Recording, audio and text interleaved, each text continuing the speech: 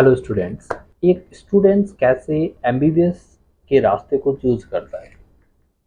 11-12 में बायोलॉजी लेके पास होने से लेकर मेडिकल कॉलेज में एंट्री से लेकर एमडी इंट्रांस क्लियर तक ये जो रास्ता है ये बहुत बड़ा लंबा रास्ता है।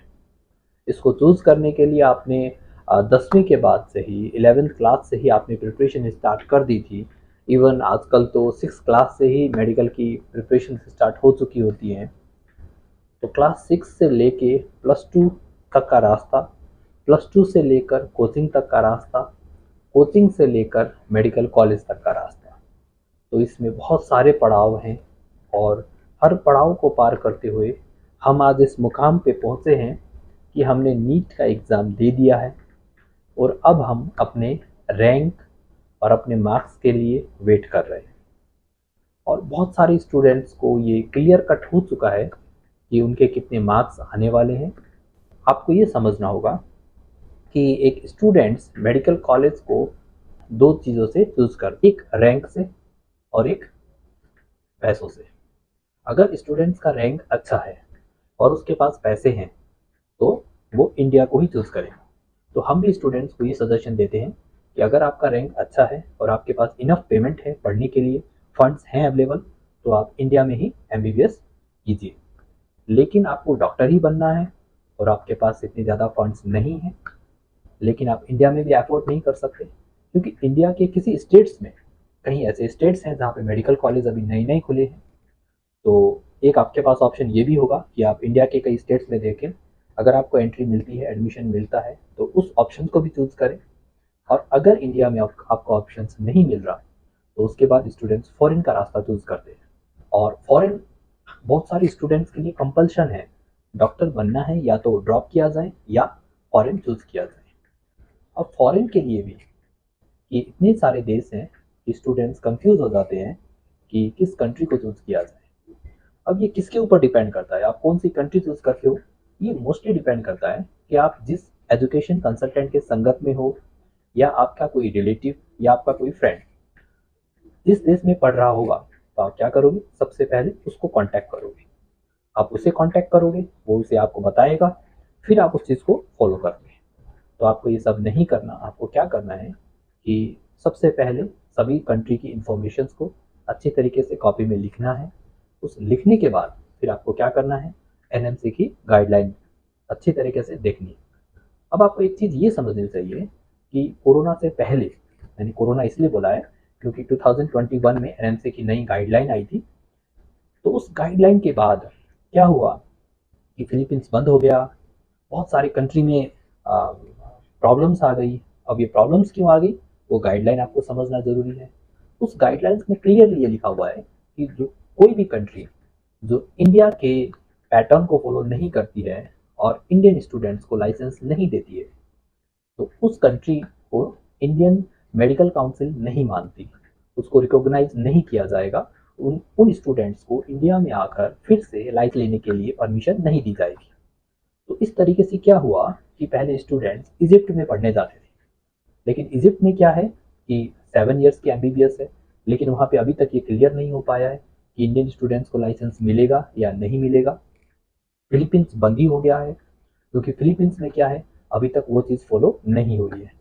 तो उसके बाद जितने भी एजुकेशन कंसल्टेंट थे, जितने भी स्टूडेंट्स थे, पेरेंट्स थे, अब किस चीज़ में फोकस कर रहे हैं कि इंडिया का सिलेबस एग्जैक्टली किस कंट्री के साथ एग्जैक्टली मैच होता है।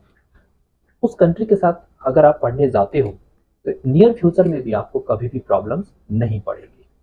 तो इसलिए हम लोगों ने भी बहुत सारी कंट्री को रिसर्च किया और रिसर्च करने के बाद ये पाया कि नेपाल और बांग्लादेश, ये दो ऐसे कंट्री हैं जो इंडिया के कोर्स करिकुलम को अराउंड 99% फॉलो करते हैं। इवन नेपाल में आपका, इंडिया में अगर आप 4.5 साल पढ़ते हो तो नेपाल में भी 4.5 साल की ही एमबीबीएस है। बांग्लादेश में 5 साल प्लस 1 ईयर का इंटर्नशिप है। और ये कंट्री सार्क कंट्री के अंडर में आते हैं। तो अगर आप सार्क कंट्री के अंडर में पढ़ते हो, कल को कोई भी प्रॉब्लम्स आपको फेस होती है तो ये डिप्लोमेसी के द्वारा भी आपकी प्रॉब्लम्स को सॉल्व किया जा सकता है। और आपको ये सब चीज़ें अच्छी तरीके से समझने की ज़रूरत है। ये सब चीज़ें हमें नहीं पता होती हैं, हम पैसों के चक्कर में लग जाते हैं। हमें लगता है कि एक बार एंट्री कर ले बस हम डॉक्टर बन के ही निकलेंगे। नहीं, ऐसा नहीं है।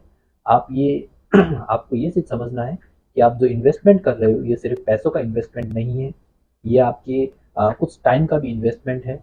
और जब आप रिटर्न बैक आएंगे, अभी नेक्स्ट एग्ज़ाम की बातें चल रही हैं, जब नेक्स्ट का एग्ज़ाम होगा या एफएमजी आप दोगे या नेक्स्ट का जो एग्ज़ाम होगा, उसमें अगर कोई प्रॉब्लम फेस होती है तो आप ये समझोगे कि काश मैंने उस टाइम पे कुछ अच्छा डिसीजन ले लिया होता तो मुझे आज ये प्रॉब्लम फेस नहीं करना पड़ता।